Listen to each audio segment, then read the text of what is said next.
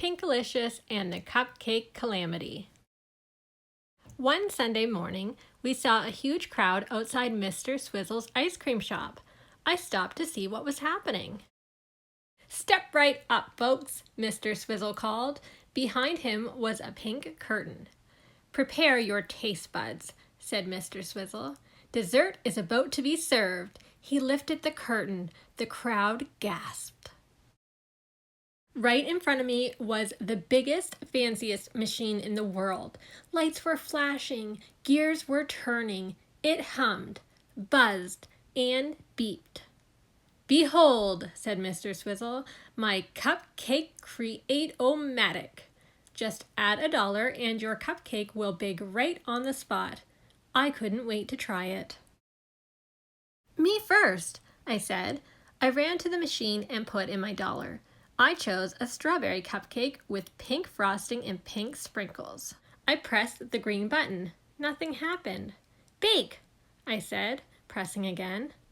But no cupcake came out.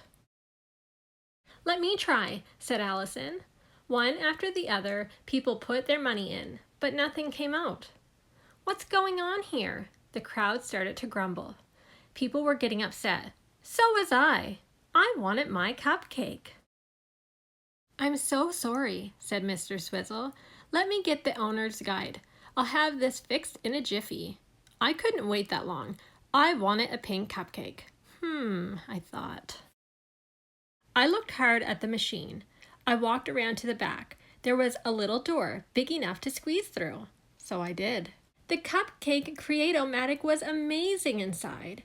Mixing bowls whirred as batter stirred. Sprinkles and frosting drizzled everywhere. I started poking around.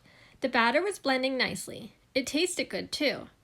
There were belts full of cupcake wrappers, all ready to be filled. I swapped out the plain ones for ones with polka dots.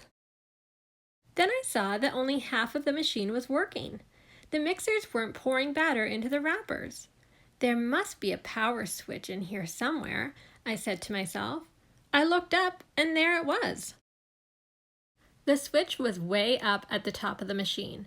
I climbed all the way there. "It's cupcake time," I said as I flipped it on. The Cupcake Create-O-Matic started rumbling right away. In fact, it started rattling. Then it started shaking. "Uh-oh," I said. The machine started filling up with batter. "I want to eat a cupcake," I said, "not be a cupcake." Something was definitely wrong. The machine shook from side to side. The walls were starting to crack. "What is going on?" I cried. Boom! The next thing I knew, I was outside again. The walls of the machine had fallen down around me. I was sitting on top of the world's biggest cupcake. "Pinkalicious!" cried Mr. Swizzle. "What are you doing up there? Are you okay?" I blinked. I smiled. "Yes, I am perfect. In fact, I couldn't be better," I said. The crowd roared with laughter. Mr. Swizzle looked relieved. "Dig in, everyone," he said. Everyone loved the giant treat. "Sorry about your machine," I told Mr. Swizzle. "That's okay, Pinkalicious," he said. "From now on, I'll stick to ice cream and leave the cupcakes to you."